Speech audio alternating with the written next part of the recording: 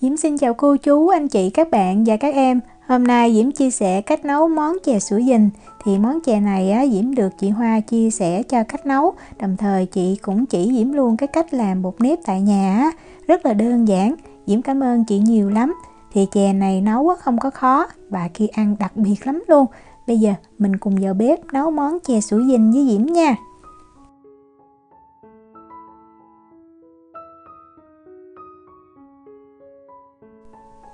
Ở đây Diễm có hai loại nếp là nếp cái hoa vàng và nếp hạt dài bình thường. Thì tùy mình nha, nếu mà cái công suất máy nhà mình yếu mình nên dùng cái nếp dài này nè. Tại vì Diễm thấy mình xay nó dễ nhuyễn hơn là mình dùng cái nếp cái hoa vàng.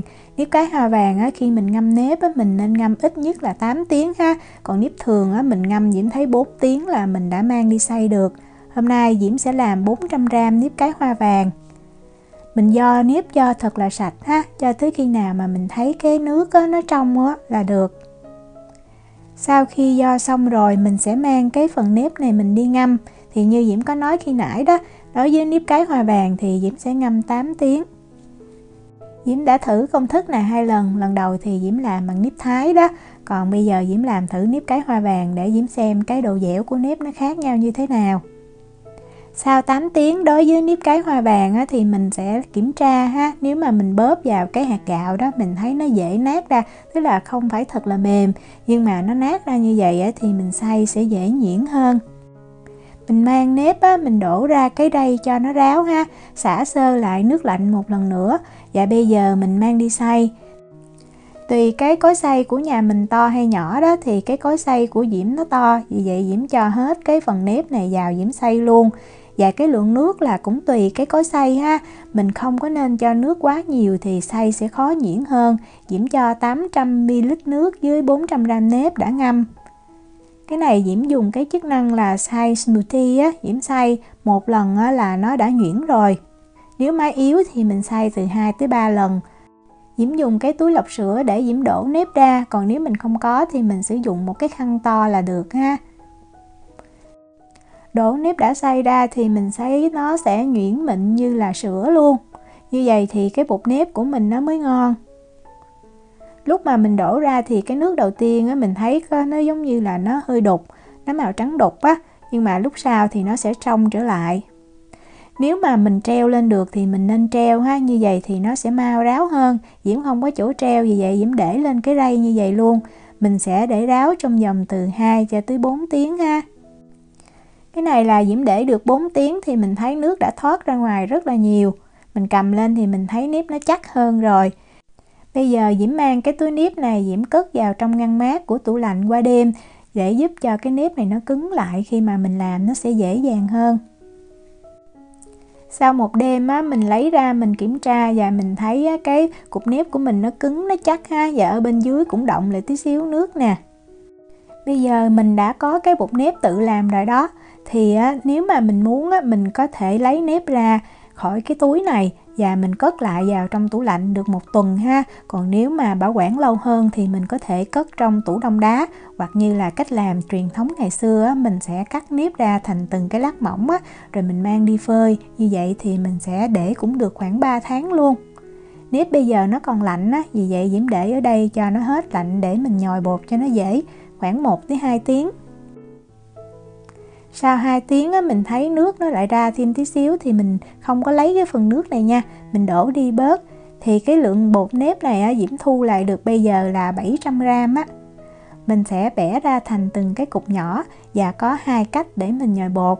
Một cách là mình sẽ cho vào trong lò vi sóng, và cách thứ hai là mình sẽ lấy khoảng 80g nếp này mình cho vào cái nồi nước sôi và mình luộc.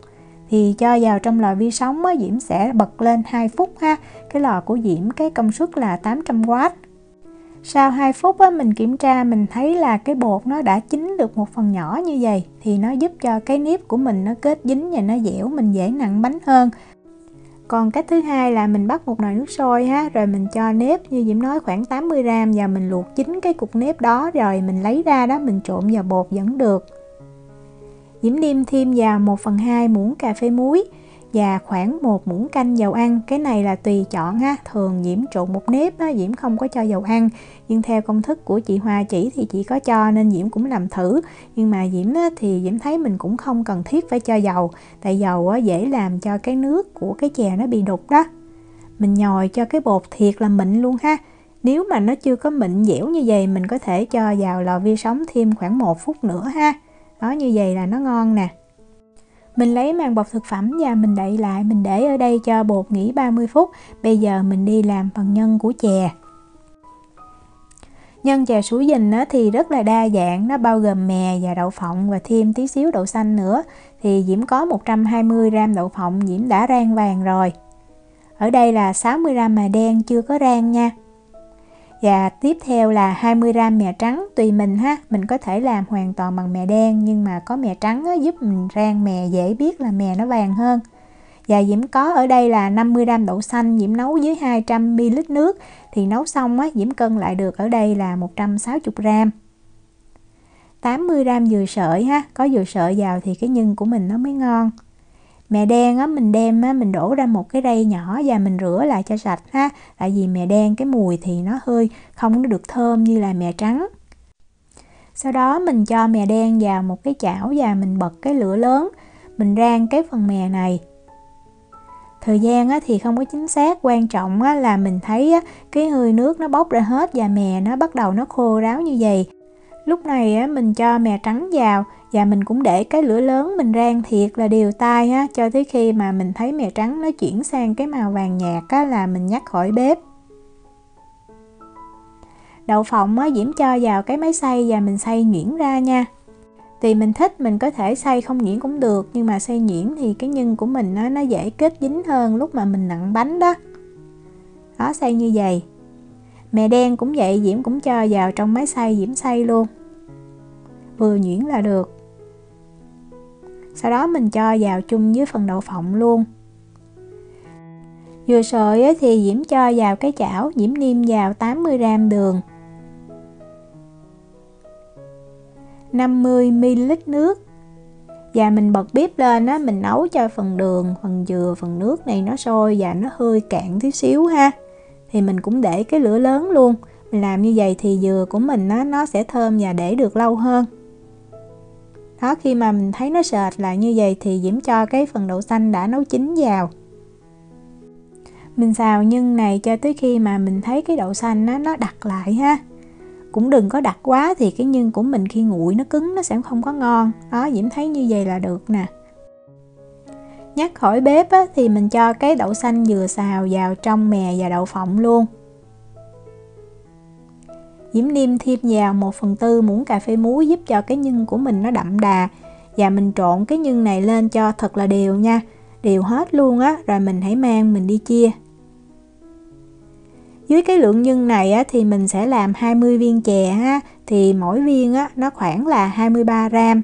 Mình có thể làm xong rồi mình cân lại tổng cộng, thì Diễm làm xong Diễm cân tổng cộng là 460g.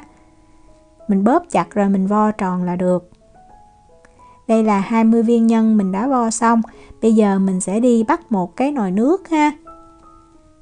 Và mình bật bếp lên mình nấu cho sôi. Tiếp theo là mình chuẩn bị một cái thau nước lạnh để mình vớt chè ra đó. Bột thì mỗi viên bột mình cân là 35g. Mình miết cục bột tí xíu cho nó mịn, rồi mình xe tròn, ấn dẹp ha. Như vậy, đừng có to quá nha. Và mình cho viên nhân vô ngay giữa. Sau đó mình úp lại. Thì cái bột này nó rất là mềm. Và Diễm lưu ý là nếu mà nó dính tay thì mình nên đeo bao tay ha. Tại nhiều khi mình lấy trùng chưa đủ thì nó sẽ dính tay tí xíu. Xe tròn lại là được. Nước sôi mình cho cái viên chè vào mình luộc. Mình có thể nặn cùng một lúc hết rồi mình cho vào mình luộc. Còn Diễm thì Diễm nặn khoảng 5 viên là Diễm bắt nước lên, Diễm vừa nặn rồi xong cái Diễm cho vào Diễm luộc luôn. Lâu lâu mình đảo nhẹ tí xíu đặng cho chè nó không có bị dính ở dưới đế tại vì cái chè này nó chín là nó sẽ nổi lên trên. Khi mà mình thấy chè nó nổi lên trên mình cũng nên đợi khoảng 1 tới 2 phút rồi mình hãy vớt chè ra nha. Tại nếu mà mình vớt liền thì có thể phần bột mà gần ngay nhân nó chưa có chín. Đó, vớt ra thì mình ngâm liền vào trong cái thau nước lạnh mình đã chuẩn bị sẵn Rồi bây giờ mình đi nấu phần nước đường. Diễm cho vào nồi 250g đường tán, nếu mà mình ăn lạc thì mình dùng 200g. 20g gừng đã gọt vỏ và Diễm cắt thành từng cái lát mỏng. Khoảng 4 tới 5 cái lá dứa mình rửa sạch rồi mình cột nó lại như vậy. Diễm cho vào 800ml nước ha. Và mình nêm thêm vào 1/4 muỗng cà phê muối á, cho cái nước chè của mình nó đậm đà hơn. Bật bếp lên á, mình nấu cho đường này nó tan. Khi nước sôi thì nó sẽ có bọt và mình hớt bỏ cái phần bọt dơ ở bên trên ra. Mình kiểm tra, mình thấy là đường nó tan hết rồi mình mới cho chè vào nha. Mình bật bếp lên á, mình để cho nước sôi mình mới cho viên chè vào, như vậy chè của mình nó mới mềm. Và cho chè vào hết rồi á, thì mình đợi cho cái nước nó sôi trở lại khoảng thêm từ 2 tới 3 phút nữa là mình đã hoàn thành xong nồi chè sủi dình rồi. Đối với bột nếp tự làm á, thì Diễm thấy chè vừa nấu xong mình nên đợi khoảng 10 tới 15 phút á, mình ăn sẽ ngon hơn, tại vì cái nếp nó rất là mềm luôn. Khi ăn á, mình sẽ rắc thêm mè với lại đậu phộng đã rang vàng lên và thêm tí xíu dừa sợi nữa. Thì cái bột nếp mà mình tự làm như vậy á, hơi mất thời gian nhưng mà thực ra rất là ngon. Bột nếp làm sẵn thì không thể nào so sánh được ha. Nhất là nếu mà mình không tìm được bột nếp ngon á, thì mình bỏ ra công tí xíu rất là đáng giá. Diễm chúc cô chú, anh chị, các bạn và các em có được những chén chè thiệt là ngon. Nếu mà có thắc mắc gì thì cứ để lại lời nhắn là gửi tin nhắn cho Diễm. Diễm cảm ơn sự quan tâm theo dõi video rất là nhiều. Hẹn gặp lại trong những video tiếp theo. Chào tạm biệt.